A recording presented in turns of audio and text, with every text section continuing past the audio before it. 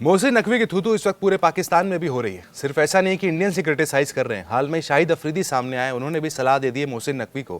कहा है कि भैया राजनीति को आप अलग रखें। उन्होंने यहाँ तक कहा कि क्रिकेट का भी उन्हें नहीं पता है, वो पूरी तरीके से अपने सलाहकारों पर निर्भर है। जो उनको एडवाइस दी जाती है उसी के हिसाब से मोहसिन नकवी फैसले लेते हैं। और जिस तरीके का उनका जो फैसला है कि उन्होंने ट्रॉफी को अपने पास बंद करके रखा हुआ है, इसकी भी आलोचना देखिए पाकिस्तानी क्रिकेटर भी कर रहे हैं।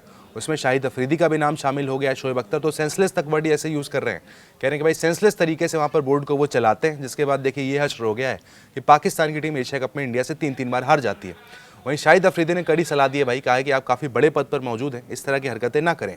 शाहिद अफरीदी ने कहा है, नकवी साहब से मेरा अनुरोध है और ये सलाह है कि वो बहुत बड़े 2 महत्वपूर्ण पद पर है और ये बड़े काम है जिनके लिए समय चाहिए। पीसीबी गृह मंत्रालय से बिल्कुल अलग है, इसलिए इसे अलग रखा जाना चाहिए।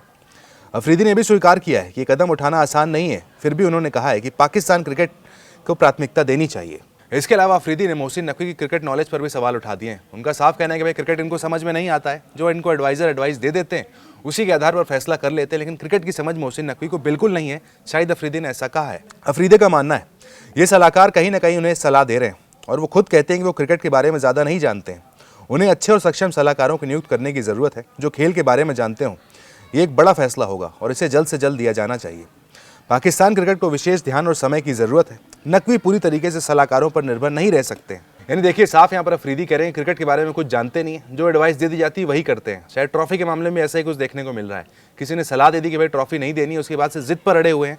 बीसीसीआई का साफ कहना है कि कार्टून की तरह वहाँ पर मीटिंग में भी बिहेव कर रहे थे कि नहीं साहब मैं ट्रॉफी नहीं दूंगा, जिद पर अड़ गए थे वहाँ पर। लेकिन उसके बाद अब बीसीसीआई जब एक्शन लेने वाला है, आईसीसी से शिकायत होने वाली है, उसके बाद देखिए इनका रुख भी नरम पड़ता हुआ नजर आ रहा है। इसके अलावा शोएब अख्तर भी सामने आए। वो तो काफ़ी ज़्यादा पहले पाकिस्तान की हार से निराश थे, पूरे सिस्टम पर सवाल उठा दिए, पूरे खिलाड़ियों पर सवाल उठा दिए। कप्तान की काफ़ी ज़्यादा आलोचना शोएब अख्तर ने कर दी कि भाई कप्तान ही अगर जिम्मेदारी नहीं लेगा तो इस टीम से हम जीतना एक्सपेक्ट नहीं कर सकते। शोएब अख्तर का कहना है कि दुबई में पाकिस्तान का जो हाल हुआ है वो बरसों में जोखिम से बचने वाले शासन और नर्म नेतृत्व का नतीजा है। हमें अब शरीफ बच्चे चाहिए जो 8 बजे कर्फ्यू लगाकर घर पर बैठ जाएं। क्रिकेट बोर्ड को इन जैसे प्यारे लुल्लू कट्टू नहीं चाहिए, उन्हें मजबूत व्यक्तित्व चाहिए। उनका साफ कहना है कि देखिए यहाँ पर सेंसलेस तरीके से फैसले वहाँ पर लिए जा रहे हैं मैनेजमेंट की ओर से और पीसीबी के जो हेड है मोहसिन नकवी की तरफ से। कप्तान सलमान आगा पर भी सवाल उठाए, कहा कि कप्तान अगर जिम्मेदारी लेने को राजी नहीं होगा टीम किस तरीके से जीतेगी। हम सब ने देखा बिल्कुल फ्लॉप रहे सलमान आगा पूरे एशिया कप में। बड़ी बड़ी बातें प्रेस कॉन्फ्रेंस में तो करते रहे, लेकिन जब मैदान पर खेलने की बारी आई सलमान आगा का बल्ला नहीं चला, खुद फ्लॉप रहे, टीम फ्लॉप हो गई। 3 match back to back team India ने उन्हें हरा दिए, एशिया कप जीत लिया। उसके बाद देखिए ट्रॉफी लेकर वहाँ पर मोहसिन नकवी खुश हैं।